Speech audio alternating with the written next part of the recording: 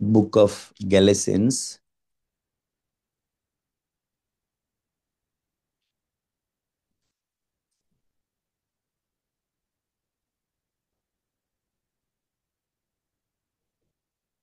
गलतियों की पुस्तक, आज हम दो अध्याय पढ़ेंगे।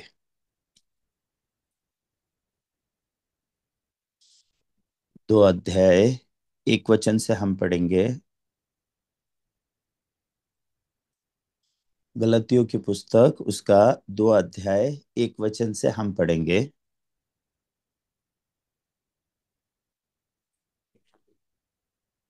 14 वर्ष के बाद मैं बरनबास के साथ फिर यरूशलेम को गया और तीतुस को भी साथ ले गया। मेरा जाना ईश्वरीय प्रकाशन के अनुसार हुआ, और जो सुसमाचार मैं अन्य जातियों को प्रचार करता हूँ उसको मैंने उन्हें बता दिया, पर एकांत में, उनको जो बड़े समझे जाते थे, ताकि ऐसा ना हो कि मेरी इस समय की या पिछली दौड़ धूप व्यर्थ ठहरे। परंतु तीतुस को भी, जो मेरे साथ था और जो यूनानी है, खतना कराने के लिए विवश नहीं किया गया। यह उन झूठे भाइयों के कारण हुआ जो चोरी से घुस आए थे, कि उस स्वतंत्रता का जो मसीह यीशु में हमें मिली है भेद लेकर हमें दास बनाए। एक घड़ी भर उनके अधीन होना हमने न माना, इसलिए कि सुसमाचार की सच्चाई तुम में बनी रहे। फिर जो लोग कुछ समझे जाते थे, वे चाहे कैसे भी थे, मुझे इससे कुछ काम नहीं, परमेश्वर किसी का पक्षपात नहीं करता। उनसे जो कुछ समझे जाते थे मुझे कुछ भी नहीं प्राप्त हुआ। परंतु इसके विपरीत जब उन्होंने देखा कि जैसा खतना किए हुए लोगों के लिए सुसमाचार का काम पतरस को सौंपा गया, वैसे ही खतना रहितों के लिए मुझे सुसमाचार सुनाना सौंपा गया। क्योंकि जिसने पतरस से खतना किए हुओं में प्रेरिताई का काम बड़े प्रभाव सहित करवाया, उसी ने मुझसे भी अन्य जातियों में प्रभावशाली कार्य करवाया।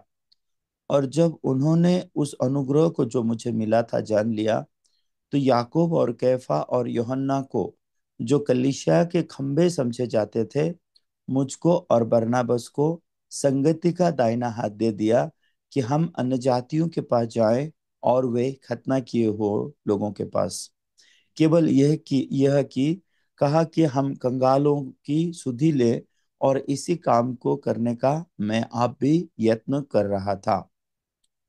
तो 10 वचन तक मैंने पढ़ा। जब हम ये गलतियों की दो अध्याय देखते हैं, यहाँ पे पौलुस अपनी गवाही दे रहे हैं कि कैसे उन्होंने अपने आत्मिक जीवन को जिया। तो सबसे पहली बात, ये गलतियों की पुस्तक जब हम देखते हैं, यहाँ पे दो प्रकार के लोग दो अध्याय में बताया गया है। एक खतना किए हुए लोग और एक खतना रहित लोग। तो ये खतना किए हुए लोग बोल के जिसके बारे में बाइबल बता रहा है, ये लोग कौन है? ये खतना किए हुए लोग बोल के जिनको बता रहा है यहाँ पे, उन यहूदी लोग, इजरायली लोग, ये लोग जो मूसा की व्यवस्था को पालन करते हुए आ रहे हैं, ये लोग मूसा की व्यवस्था को पालन करते हुए आ रहे हैं, इस प्रकार के लोग हैं। और एक प्रकार के लोग हैं जिनके पास अभी मूसा की व्यवस्था पहुंची हुई नहीं है, जिनको अन्य जाति या फिर खतना रहित कहा जाता है। और इजरायली, यहूदी या फिर खतना किए हुए लोग, ये वो लोग हैं जिनके पास ऑलरेडी मूसा का व्यवस्था पहुंचा हुआ है। तो जहां तक मूसा का व्यवस्था पहुंच के मूसा की व्यवस्था के अनुसार जो लोग अपने आत्मिक जीवन को जी रहे हैं, उन लोग के पास मूसा की व्यवस्था है, और वो लोग मूसा की व्यवस्था के अनुसार वो लोग अपने जीवन को जीने की कोशिश कर रहे हैं। फिर क्यों उनको सुसमाचार दिया गया? अभी यहाँ पे अगर आप देखोगे तो यहाँ पे क्या पौलुस बोल रहा है? 8 वचन में अगर आप देखते हैं तो प्रेरित इसका गलतियों उसका 2 का 8, 8 में अगर हम देखते हैं तो लिखा है, क्योंकि जिसने पत्रस से खतना किए हुओं में प्रेरिताई का कार्य बड़े प्रभाव सहित करवाया, उसी ने मुझमें भी अन्य जातियों में प्रभावशाली कार्य करवाया। तो यहाँ पे अगर आप देखोगे तो पतरस और पौलुस ये दोनों भी सुसमाचार को लेकर के जा रहे हैं। लेकिन अगर आप पतरस को देखोगे तो परमेश्वर ने पतरस को खतना किए हुए लोगों के बीच में लेके गया। और अगर आप पौलुस को देखते हैं तो परमेश्वर उन पौलुस को खतना रहित लोगों के पास लेके गए। खतना रहित लोग मतलब जो लोग मूसा की व्यवस्था को नहीं जानते हैं और मूसा की व्यवस्था के अनुसार जीवन को नहीं जी रहे हैं। दूसरे शब्दों में कहूं तो ये अन्य जाति के लोग, जैसे कि हम लोग, जिनको अब्राहम के बारे में नहीं मालूम, परमेश्वर के बारे में नहीं मालूम, परमेश्वर शुरू से लेकर के अंत तक कैसे इंसान के लिए इंसान के जीवन को अगुवाई कर रहा है, ताकि इंसान यीशु मसीह पर विश्वास के द्वारा उद्धार को प्राप्त कर सके। इस ओर कभी भी अन्य जाति के लोगों को कोई भी ज्ञान नहीं है। लेकिन ये जो खतना किए हुए लोग हैं, इनको बहुत ही ज्यादा शिक्षा दी गई है। कब कब से? आदम के समय से लेकर के कैसे परमेश्वर ने आकाश और पृथ्वी की सृष्टि की, ये लोग बहुत अच्छी रीति से जानते हैं। मतलब ये लोग बाइबल के वचनों को बहुत अच्छे से जानते हैं। यहूदी हो गए या इजरायली हो गए, ये लोग जो है परमेश्वर के वचन को बहुत अच्छा से जानते हैं। ये लोग परमेश्वर के वचन का ज्ञान, इन सबको ठीक ठीक रीति से परमेश्वर के वचन का ज्ञान है इनको। और ये लोग क्या करते हैं? मसीह का इंतजार करते हैं कि मसीह आएगा और हमें पापों से उद्धार करेगा। मसीह का आना निश्चित है। वो लोग मसीह का इंतजार करते हुए वो लोग अपने जीवन को बिता रहे होते हैं। लेकिन उन लोगों को ये नहीं मालूम है कि मसीह आ चुका है। उन लोगों को ये नहीं मालूम है कि मसीह आ चुका है और मसीह ने हमारे उद्धार का कार्य पूरा किया है। तो पतरस जहां कहीं भी गया, पतरस ने पुराने नियम का हवाला दे दे के, दाऊद के समय में परमेश्वर ने दाऊद के मुख के द्वारा क्या क्या बोला, उत्पत्ति के पुस्तक में कैसे परमेश्वर ने मसीह के आने का बारे में वर्णन किया है, और भजनों की पुस्तक में, भजन संहिता की पुस्तक में कैसे मसीह के आने के बारे में सारी भविष्यवाणी की गई है। वो सारी भविष्यवाणियां कैसे प्रभु यीशु मसीह में पूरा होती है, ये सब बातों का हवाला दे दे के पतरस जो है खतना किए हुए लोगों को निरंतर सुसमाचार को प्रचार करता है। तो पतरस ने जब भी खतना किए हुए लोगों को मिला, उनको समझाया कि कैसे मसीह पर विश्वास करके तुमको उद्धार पाने की जरूरत है।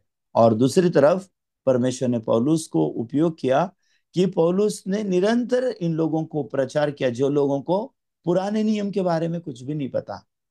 तो गलतिया की कलीसिया के जो भाई बहन थे, वो भाई बहनों को पुराने नियम के बारे में कुछ भी नहीं मालूम। उनको नहीं मालूम कि अब्राहम के साथ परमेश्वर ने कैसे बातचीत की, कैसे परमेश्वर ने मूसा के द्वारा 10 आज्ञा लेके आए, और परमेश्वर ने कैसे इन आज्ञाओं के द्वारा और ऊपर से इनको खतना करने की जो विधि बनाए लगा के दी। ये बहुत सारी परंपराएं सिखाई गई, बहुत सारी बातें पुराने नियम में सिखाई गई है किनको? ये लोगों को जो खतना किए हुए लोग हैं। लेकिन ये गलातिया की कलीसिया के लोगों को उसके बारे में कुछ भी नहीं मालूम। तो गलातिया के लोगों ने कहाँ से सुनना शुरू किया? यीशु मसीह का सुसमाचार डायरेक्ट सुनना शुरू किया।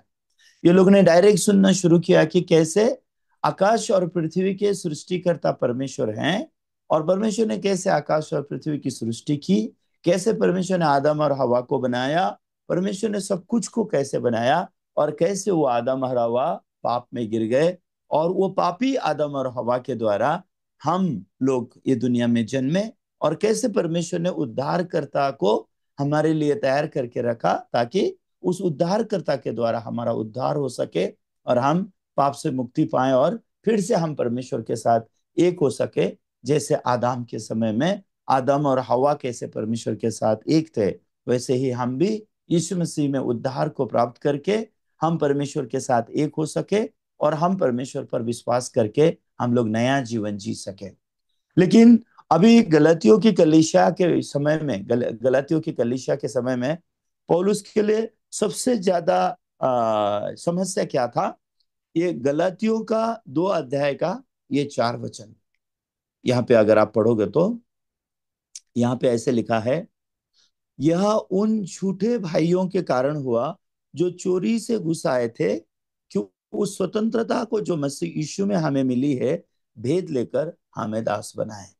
तो अभी यहाँ पे अगर आप देखेंगे तो 4 वचन में पौलुस इन लोगों के बारे में बहुत डरता है, जिनको वो झूठे भाई बोलता है, झूठे ब्रदर्स, फॉल्स ब्रदर्स।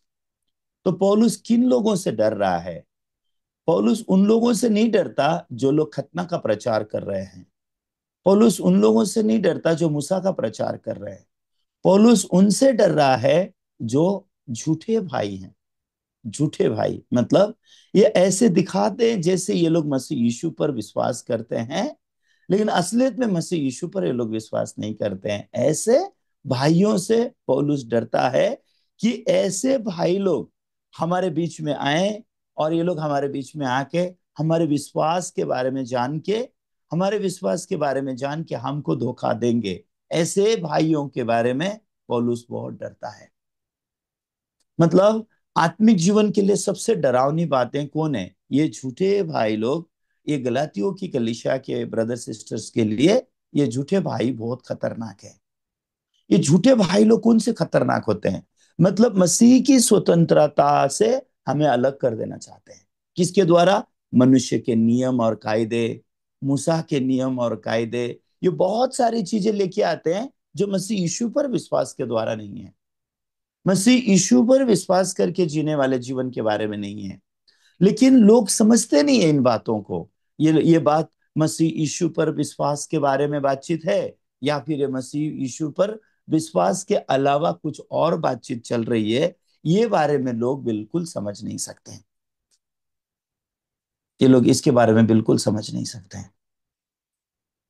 तो आत्मिक जीवन में समस्या कहाँ आती है? इस प्रकार की स्थिति में आती है। इसके लिए पौलुस जब अपने बारे में यहाँ पे बताते हैं, तो यहाँ 2 अध्याय 1 वचन अगर आप पढ़ेंगे तो ऐसे लिखा है, 14 वर्ष के बाद मैं बरनाबस के साथ फिर यरूशलेम को गया और तीतुस को भी साथ ले गया। तो 14 साल से पौलुस ने सुसमाचार को बहुत शक्तिशाली रूप से प्रचार किया। लेकिन 14 साल के बाद पौलुस कहाँ जा रहा है? यरूशलेम को जा रहा है, जहां से पौलुस ने यीशु समाचार को लेके पौलुस ने निरंतर प्रचार करते हुए नगर नगर गांव गांव पौलुस ने 14 साल तक नॉन स्टॉप यीशु समाचार को प्रचार किया। लेकिन 14 साल के बाद पौलुस के मन में ऐसा मन आया कि नहीं, अभी मुझे कहाँ जाना चाहिए? अभी मुझे यरूशलेम जा करके मैंने उन लोगों को बताना चाहिए, जो यरूशलेम में जो लोग हैं, मैंने उनको बताना चाहिए कि मैं क्या प्रचार कर रहा हूँ। ये बताना चाहिए कि सुसमाचार को परमेश्वर ने मेरे द्वारा किस प्रकार से प्रचार किया है। तो अगर आप 2 वचन में देखोगे तो ऐसे लिखा हुआ है, मेरा जाना ईश्वरीय प्रकाशन के अनुसार हुआ। तो यहाँ पे बोल रहा है, मेरा जाना ईश्वरीय प्रकाशन के अनुसार हुआ। जो सुसमाचार मैं अन्य जातियों में प्रचार करता हूँ उसको मैंने उन्हें बता दिया, पर एकांत में, उनको जो बड़े समझे जाते थे, ताकि ऐसा ना हो कि मेरी इस समय सॉरी, ताकि ऐसा ना हो कि मेरी इस समय की या पिछली दौड़ धूप व्यर्थ ठहरे। तो यहाँ पे पौलुस कलीसिया में जो लोग बड़े समझे जाते हैं उन लोगों के पास जा करके पौलुस क्या बता रहे हैं कि उसने कैसे सुसमाचार को प्रचार किया। मतलब ये सुसमाचार को अगर आप देखोगे तो बहुत समय में बहुत अलग अलग प्रकार की पीड़ाएं इंसान के जीवन में आई है।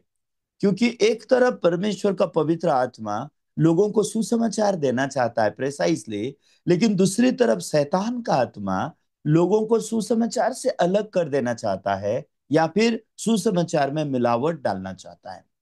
तो सुसमाचार में मिलावट करने वाले लोग ज्यादा खतरनाक होते हैं। तो ये लोग ऐसे चीजों को मिलावट करते हैं जो वचन के सुनने वालों को समझ में नहीं आता कि ये लोग क्या बोल रहे हैं, ये लोग क्या बोल रहे हैं। तो ये बात को समझने के लिए कैसे मिलावट होता है, हम थोड़ा सा मत्ती के पुस्तक में हम लोग देखेंगे। मत्ती का पुस्तक,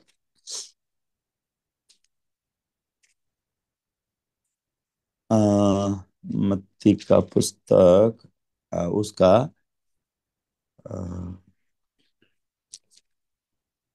16 अध्याय हम एक बार पढ़ेंगे। मत्ती मत्ती का पुस्तक 16 अध्याय, उसके 13 वचन से हम आगे पढ़ेंगे। मत्ती का पुस्तक 16 अध्याय का 13 वचन से आगे। यीशु कैसरिया फिलिपी में के प्रदेश में आया और अपने चेलों से पूछने लगा, लोग मनुष्य के पुत्र को क्या कहते हैं? उन्होंने कहा, कुछ तो यूहन्ना बपतिस्मा देने वाला कहते हैं, और कुछ एलिय्याह, और कुछ यिर्मयाह भविष्यवक्ताओं में से कोई एक कहते हैं। उसने उनसे कहा, परंतु तुम मुझे क्या कहते हो?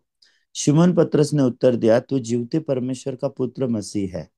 यीशु ने उसको उत्तर दिया, हे शिमोन, योना के पुत्र, तू धन्य है, क्योंकि मांस और लहू ने नहीं, परंतु मेरे पिता ने जो स्वर्ग में है ये बात तुझ पर प्रकट की है। और मैं भी तुझसे कहता हूं कि तू पतरस है, और मैं इस पत्थर पर अपनी कलीसिया बनाऊंगा, और अधोलोक के फाटक उस पर प्रबल न होंगे। मैं तुझे स्वर्ग राज्य की कुंजियां दूंगा, और जो तू पृथ्वी पर बांधेगा वह स्वर्ग में बंधेगा, और जो कुछ तू पृथ्वी पर खोलेगा वो स्वर्ग में खुलेगा। तब उसने चेलों को चिताया कि किसी से न कहना कि मैं मसीह हूँ। उस समय से यीशु ने अपने चेलों को बताने लगा, आवश्यक है कि मैं यरूशलेम को जाऊं और पुरनियों और प्रधान याजक और शास्त्रियों के हाथ से बहुत दुख उठाऊं और मार डाला जाऊं और तीसरे दिन जी उठूं। इस पर पतरस उसे अलग ले जाकर झिड़कने लगा, हे प्रभु, परमेश्वर न करे, तेरे साथ ऐसा कभी ना होगा। उसने मुड़कर पतरस से कहा, हे शैतान, मेरे सामने से दूर हो, तू मेरे लिए ठोकर का कारण है, क्योंकि तू परमेश्वर की बात पर नहीं परंतु मनुष्य की बात पर मन लगाता है।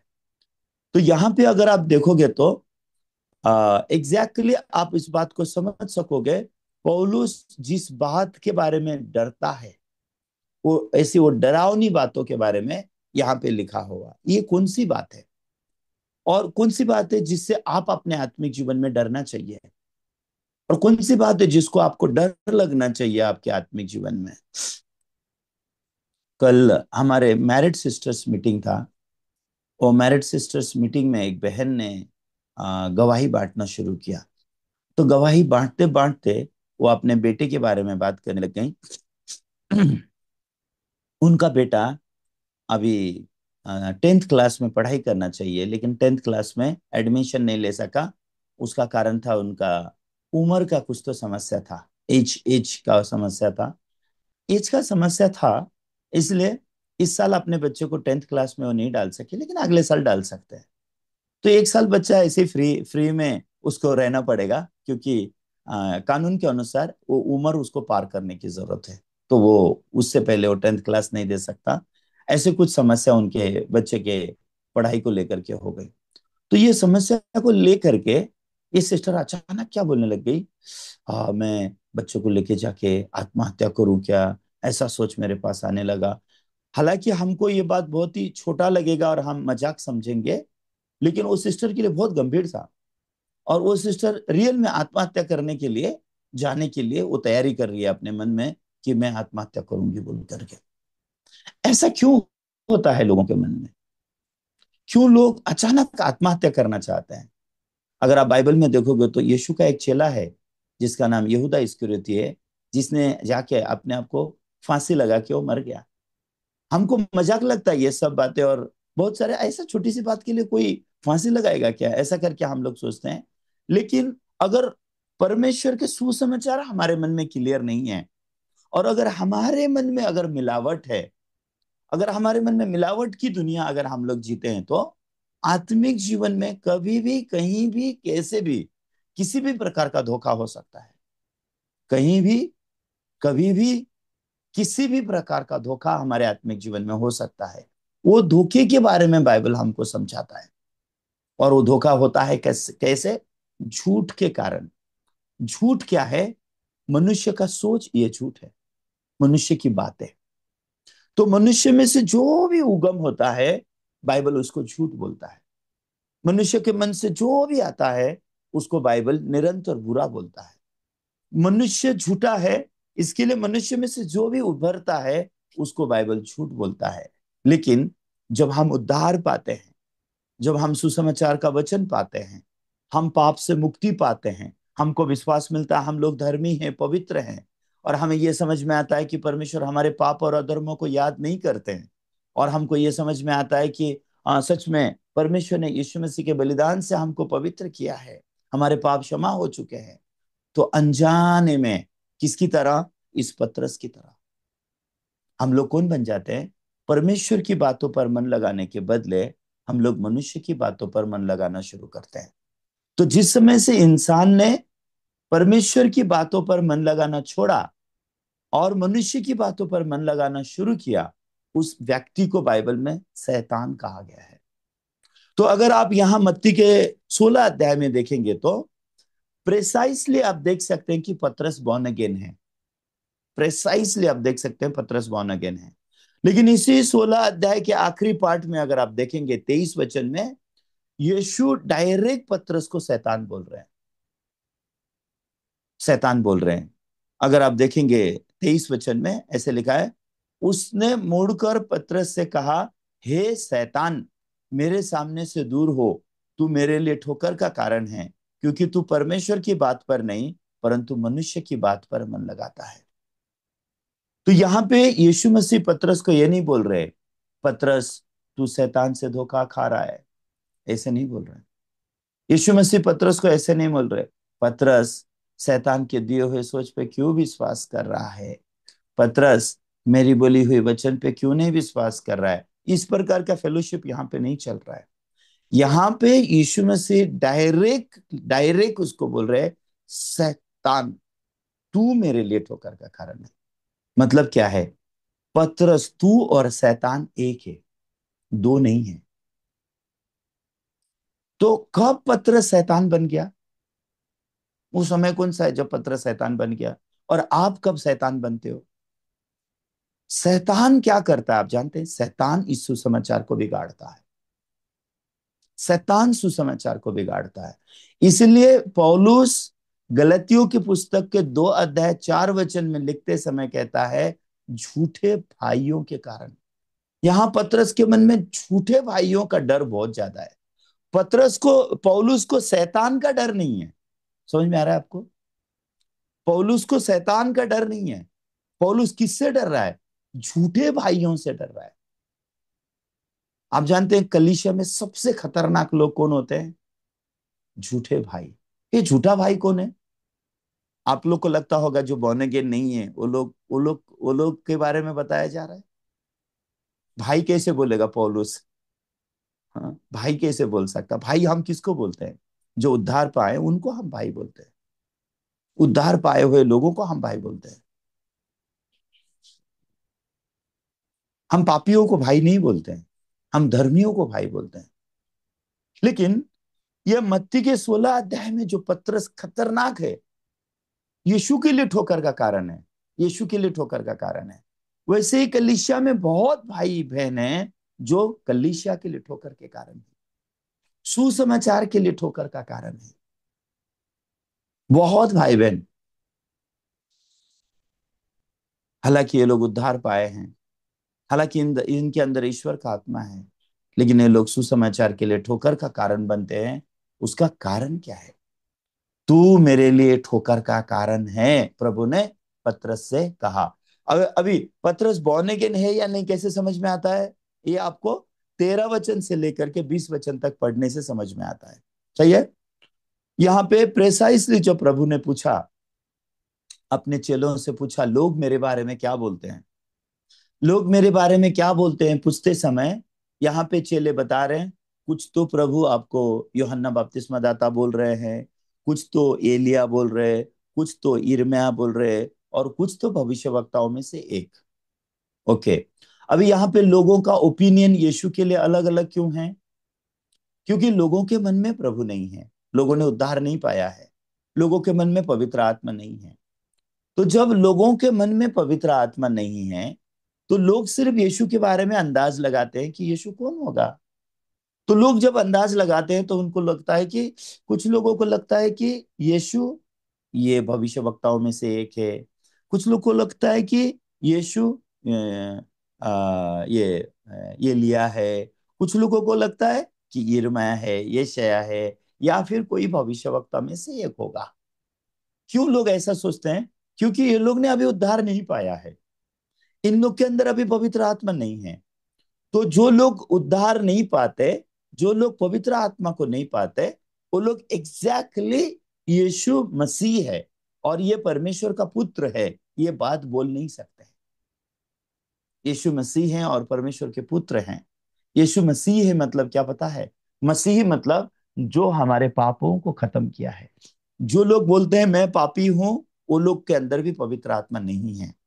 जो बोलते हैं मैं पापी हूँ, हे परमेश्वर मुझ पर मुझे मेरे पापों की क्षमा कर दो, मैं पाप न करूं, ऐसी शक्ति दो। जो आदमी ऐसे प्रार्थना कर रहा है, क्योंकि अभी अंदर उसके अंदर पवित्र आत्मा नहीं है, इसके लिए अभी भी उसके अंदर एक ही चीज है कि वो कहता है कि मैं पापी हूँ। क्योंकि अभी भी उसके अंदर पापों की क्षमा जिस यीशु ने किया, जिस यीशु ने अपना देह उसके पाप के लिए बलिदान कर दिया, जिस यीशु के लहू से उसके पाप धुल गए, उस यीशु का आत्मा उसके अंदर नहीं है। इसलिए वो ये नहीं बोल सकता मैं धर्मी हूँ, मैं पवित्र हूँ, मैं परमेश्वर का संतान हूँ, मेरे पाप क्षमा किए गए हैं, मैं धर्मी किया गया हूँ, मैं पवित्र किया गया हूँ। ऐसा वो व्यक्ति बोल नहीं सकता।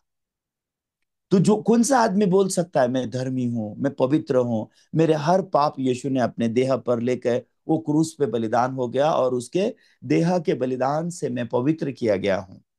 उसके लहू बहाए जाने के द्वारा मेरे पाप धुल गए हैं, मैं और पापी ना रहा, मैं धर्मी हूं, मैं पवित्र हूं।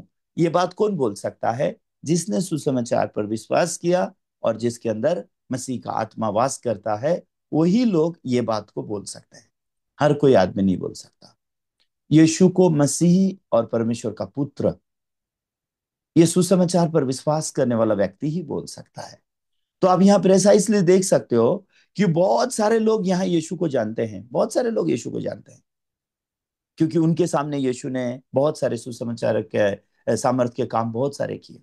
जैसे कि यीशु ने मरे हुए को जिलाया लोगों के सामने, 38 साल के रोगी को ठीक किया, व्यभिचार में पकड़ी गई स्त्री को पापों की क्षमा दी। बहुत सारे काम प्रभु ने किए।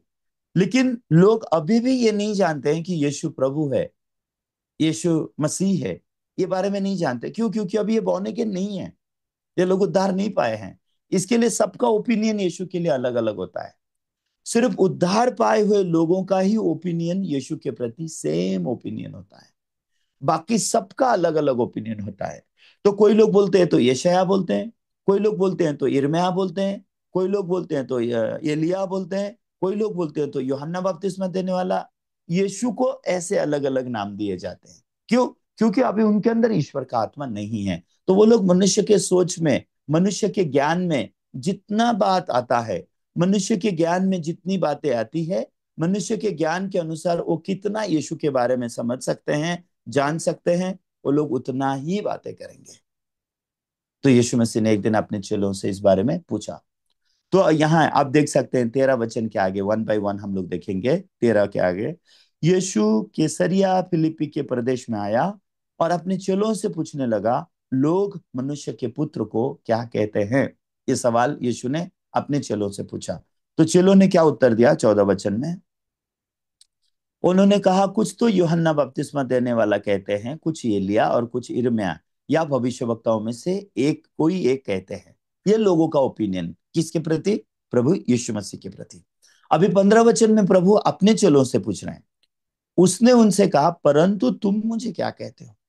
तो यहाँ पे प्रभु ने अपने चेलों से पूछा, तुम मुझे क्या कहते हो? मतलब तुमने अभी तक मुझे कैसे जाना है, तुमने मुझे कैसे समझा है? यहाँ अगर आप देखते हैं 16 वचन में, शिमोन पतरस ने उत्तर दिया, तू जीवित परमेश्वर का पुत्र मसीह है। तो यहाँ पे पतरस ने एग्जैक्टली उत्तर दिया कि तू जीवित परमेश्वर का पुत्र मसीह है। मतलब तू परमेश्वर का बेटा है, जो ये संसार में मसीहा बन के आया। तू परमेश्वर का बेटा है, जो जगत का पाप अपने देह पर उठा के ले जाता है। परमेश्वर का तू वो बेटा है जो अपना देह क्रूस पर बलिदान करके हम पापियों को पवित्र करता है। तू परमेश्वर का वो पुत्र है जो अपने खून से सारे पापियों के पाप धो के सबको मुफ्त में धर्मी करता है।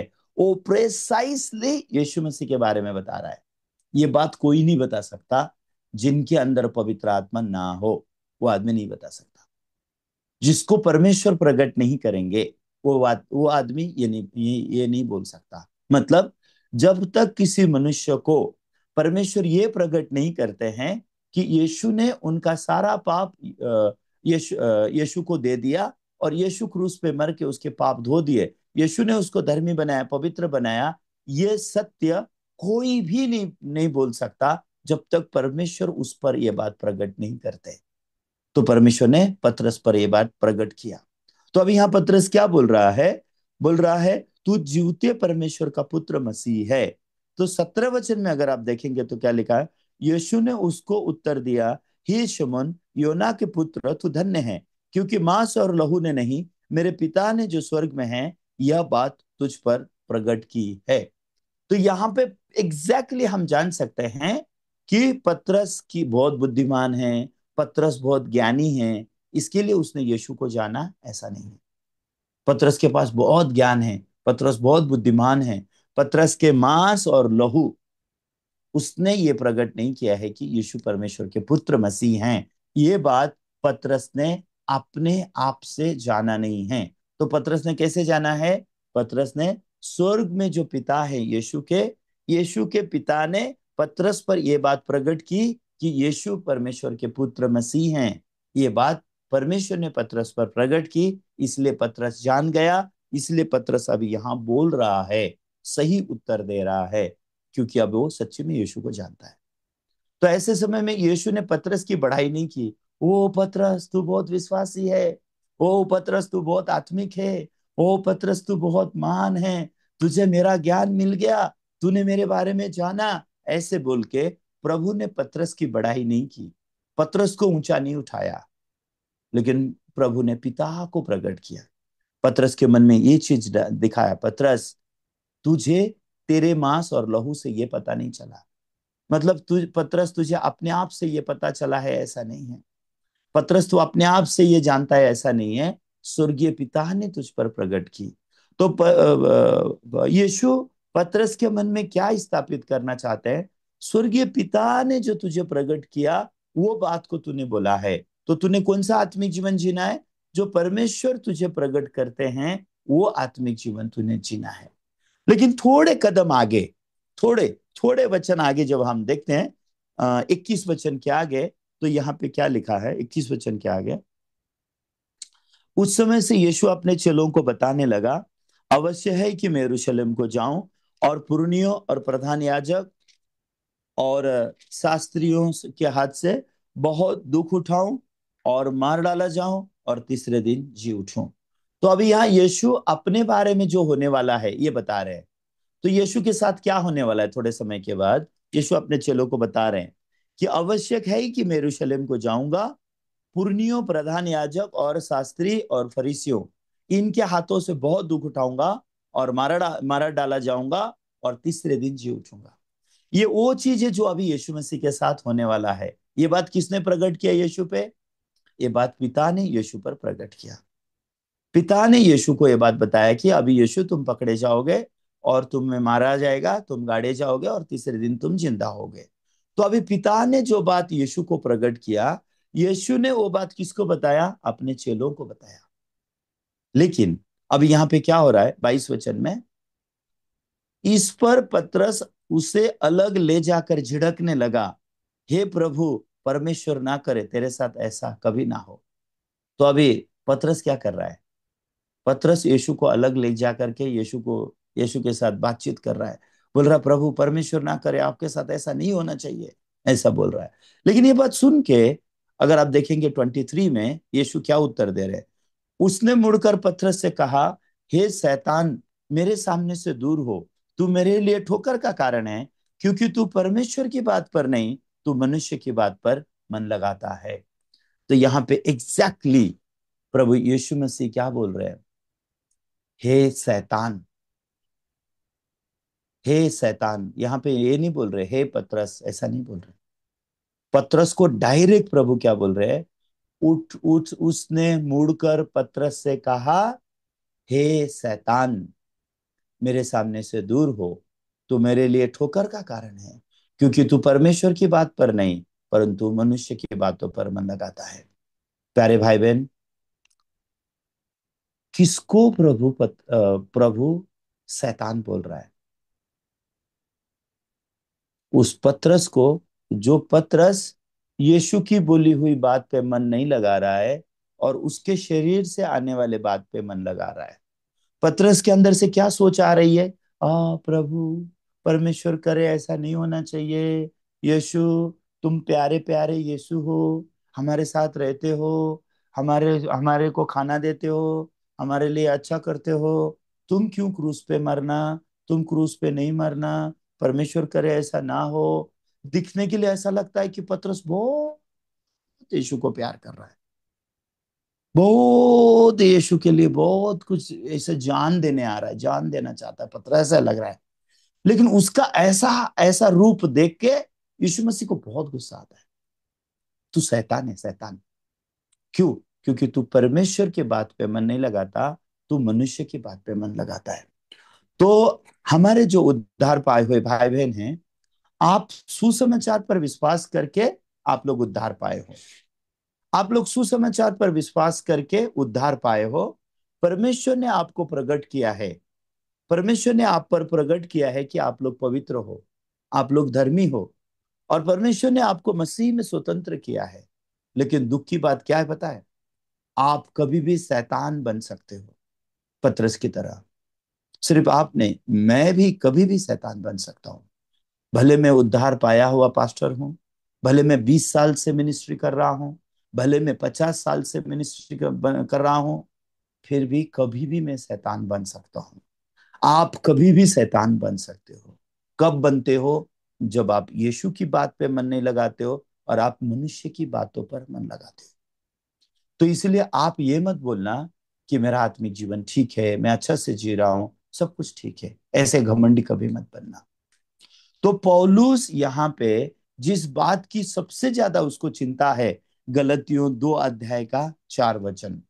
तो अभी ये गलतियों 2 अध्याय के 4 वचन में देखेंगे तो क्या लिखा है। कहता है, यह उन झूठे भाइयों के कारण हुआ जो चोरी से घुस आए थे, कि उस स्वतंत्रता को जो मसीह यीशु में हमें मिली है, भेद लेकर हमें दास बनाए। तो यहाँ पे किस प्रकार का दासत्व आ रहा है गलतियों के भाई बहनों के अंदर? गलती के भाई बहन तो मसीह में स्वतंत्र किए गए भाई बहन हैं। आप जानते हैं, यीशु पर विश्वास करके जीने जैसी स्वतंत्रता इस संसार में कुछ भी नहीं है। लेकिन हर एक इंसान दूसरे इंसान को दास बनाना चाहता है। आप जानते हैं इंसान दूसरे इंसान को दास क्यों बनाना चाहता है? यीशु हमको स्वतंत्र करते हैं, लेकिन इंसान हमको गुलाम बनाना चाहते हैं। यीशु हमें स्वतंत्र करते हैं। आप जानते हैं यीशु क्या चाहते हैं? यीशु चाहते हैं स्वतंत्रता से हम यीशु के दास बने, स्वतंत्रता से हम परमेश्वर के दास बने। लेकिन दूसरी तरफ ये झूठे भाई लोग क्या करना चाहते हैं? हमें मनुष्य के गुलाम बनाना चाहते हैं। मतलब क्या है? ये झूठे भाई मतलब किन के बारे में बताया जा रहा है? ये लोग दिखता है कि ये लोग यीशु पे विश्वास करते हैं, लेकिन ये लोग भी पतरस की तरह यीशु पे विश्वास करते हैं ऐसा लगता है, लेकिन अल्टीमेटली वो क्या सिखाते हैं?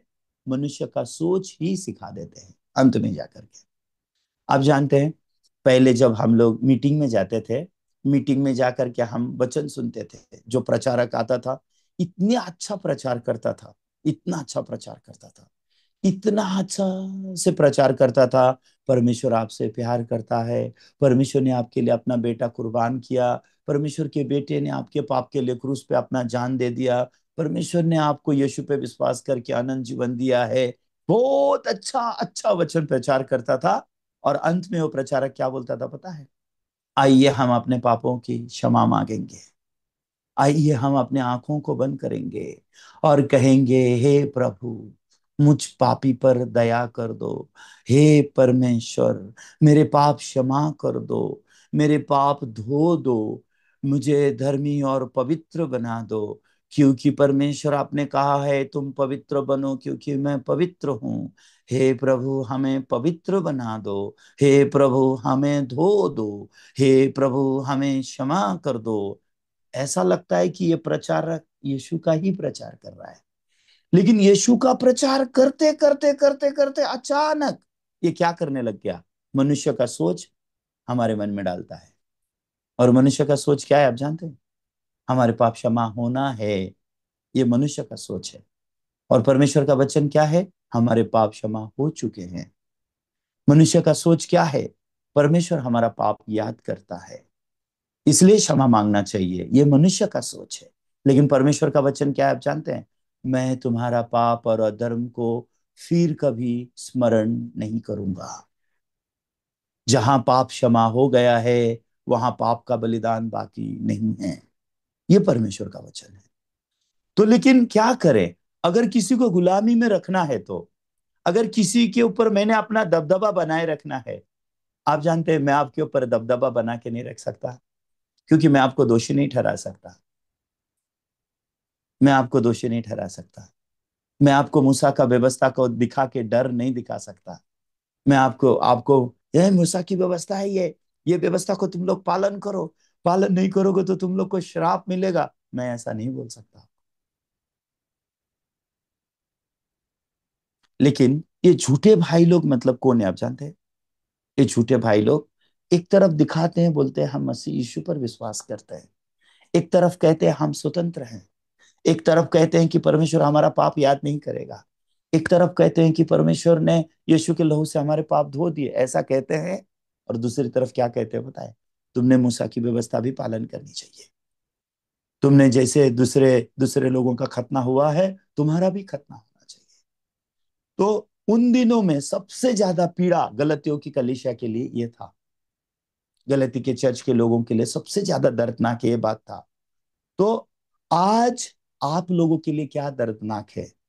आप लोग जो उद्धार पाए हो, आपके लिए आज सबसे डरावनी बात क्या है?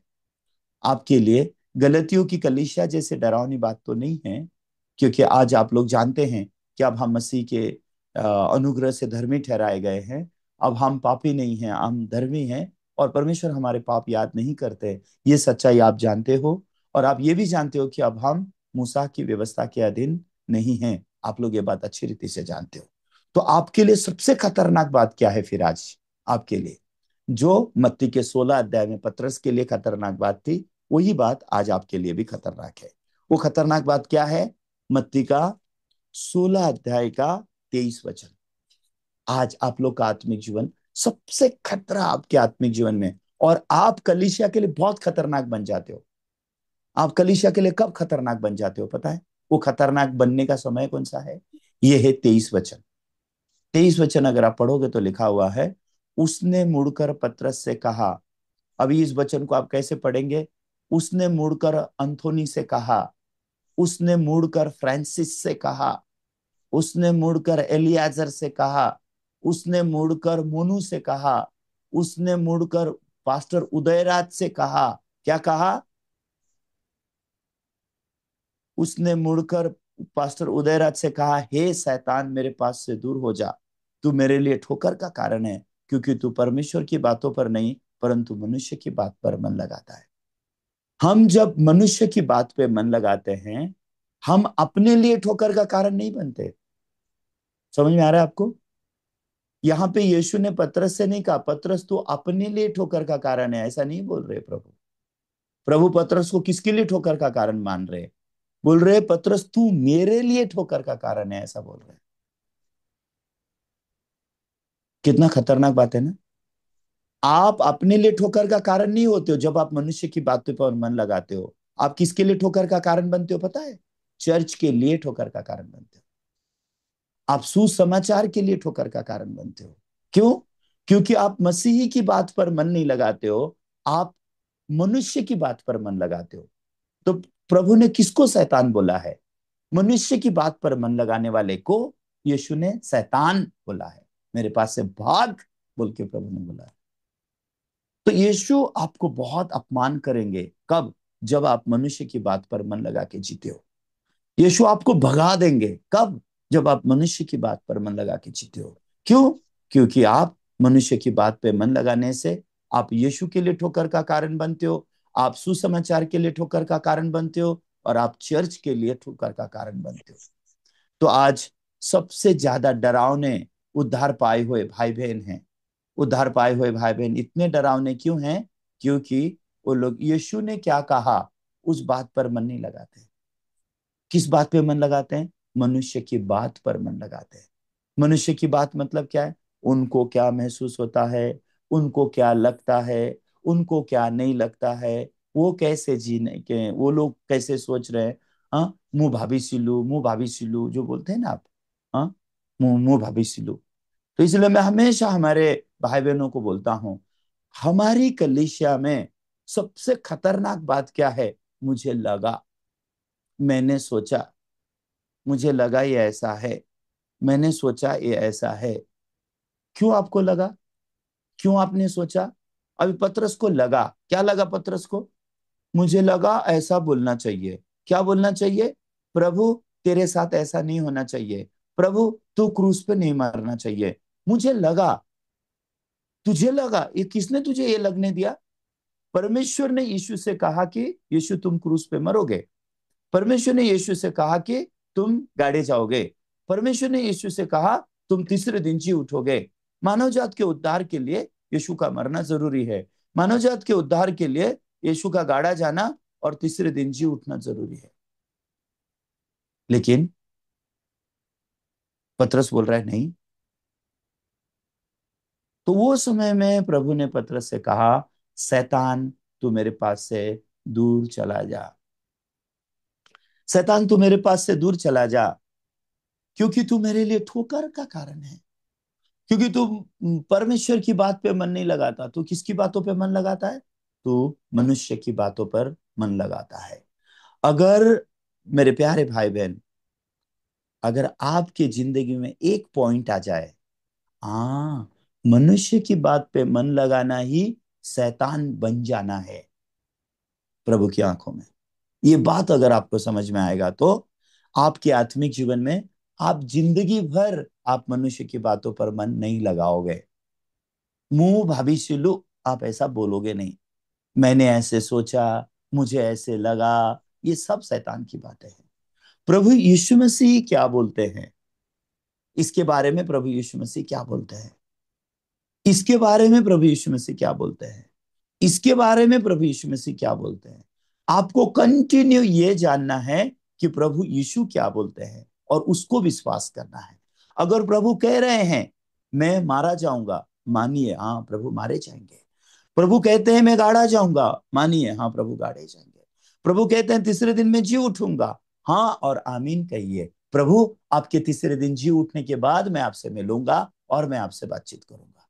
प्रभु, मैं आपका इंतजार करूंगा कि आप मरे, आप गाड़े जाएं और तीसरे दिन आप जीवित हों। प्रभु, मैं आपका इंतजार करूंगा। ये आत्मिक जीवन है। लेकिन पतरस बोल रहा है नहीं प्रभु, परमेश्वर करे तेरे साथ ऐसा ना हो। ये अपना इमोशन को लेके आता है। तो आज उद्धार पाए हुए लोगों के लिए ये पॉइंट सबसे खतरनाक है। तो वो लोग अपने आत्मिक जीवन को बिगाड़ते हैं, ऐसा नहीं, अपने परिवार को बिगाड़ते हैं, अपने बच्चों को बिगाड़ते हैं, पूरा पूरा अपना आत्मिक जीवन बर्बाद किए बिना नहीं रहते हैं। कितना साल उद्धार पाके लोग ऐसा जिंदगी जी रहे हैं जो मत्ती के 16 अध्याय में जिया जा रहा है। कितना साल उद्धार पाके। इसके लिए मनुष्य को जो लगता है वही बोलते रहते हैं। मनुष्य को जो लगता है उसी को विश्वास करते हैं। मुझे लगा, मैंने सोचा, मुझे नहीं लगा, आई डोंट फील, ऐसा ही करके लोग अपने जीवन को बिता रहे हैं। जिस जीवन को प्रभु यीशु मसीह कह रहे हैं, शैतान मेरे पास से चला जा। तू परमेश्वर की बात पे नहीं, तू मनुष्य की बात पर मन लगाता है। तो मैं सच में आशा करता हूं हमारे भाई बहन गलातिया की कलीसिया में जैसे झूठे भाई बहन हैं, झूठे भाई, मैं सच में आशा करता हूं कि आप कलीसिया में झूठे भाई ना बने। आप कलीसिया में कैसे भाई बने? जो सत्य को विश्वास करता हो, सत्य पर चलता हो और सत्य को बोलता हो। आप समझ रहे हैं? सत्य पर विश्वास करता हो, सत्य को बोलता हो और सत्य पर निर्भर होकर जीता हो। आप कलीसिया में ऐसे भाई बहन बने। अगर आप निरंतर प्रभु ने जो बोला है अपने आप को बोलिए, प्रभु ने जो बोला है अपने बीवी बच्चे को बोलिए, प्रभु ने जो बोला है अपनी कलीसिया को बोलिए। देखिए, चारों तरफ आप देख पाओगे शांति, आराम, दया, क्षमा, धन्यवादिता, यही आप देख पाओगे। आमीन। तो मैं सच में आशा करता हूं आप परमेश्वर के आगे अपने आत्मिक जीवन को जिंदगी जिएंगे। आइए प्रार्थना करते हैं। हमारे पवित्र स्वर्गीय पिता परमेश्वर, आपको हम बहुत बहुत धन्यवाद देते हैं। परमेश्वर पिता, आज भी हमने गलतियों उसके 2 अध्याय से संगति किया। प्रभु, गलतियों 2 अध्याय में जब हम देखते हैं, डरावनी बात यह है कि झूठे भाई, तो परमेश्वर हम कब झूठे बन जाते हैं? हालांकि एक तरफ हम कहते हैं कि हम यीशु पर विश्वास करते हैं, दूसरी तरफ हम हमारे मन में जो भी सोच आता है उसको विश्वास करते हैं। तो जब हम वचन पर विश्वास करते हैं तो वचन हमें धर्मी कहता है। जब हम खुद पर विश्वास करते हैं, हम सोच हमें पापी कहता है। तो हम अब दुविधा में गिर जाते हैं और हमको समझ में नहीं आता हम क्या करें। तो कभी हम परमेश्वर के वचन को बोलने वाले बन जाते हैं, कभी हम अपने सोच को बोलने वाले। आज कितने तो भी मसीही लोग ऐसे हैं। तो हमारे लोग जो उद्धार पाए हुए हैं, वो धर्मी हों ऐसा तो कहते हैं, लेकिन फिर भी मनुष्य की बातों पर विश्वास करना नहीं छोड़ते, पतरस की तरह। मनुष्य की बातों को बोलना नहीं छोड़ते हैं, पतरस की तरह, जिसके कारण कलीसिया ठोकर खाती है, सुसमाचार को ठोकर लगता है। परमेश्वर सच में अनुग्रह दीजिए कि हमारे भाई बहन ठोकर ना खाएं और कलीसिया को ठोकर ना खिलाएं, एक दूसरे को ठोकर ना खिलाएं। इसलिए प्रभु, उनको क्या लगता है, मनुष्य की बातें बोलते हुए उनको जीने मत दीजिए। मसीही की बातें सुनने दीजिए, मसीही की बात पर भरोसा करने दीजिए, और मसीही की बातों का प्रचार करके वो अपने जीवन को जी सके। परमेश्वर सच में हम आपसे हम सब के लिए अनुग्रह मांगते हैं। यीशु मसीह के पवित्र नाम से मैंने प्रार्थना किया, आमीन। Okay, thank you.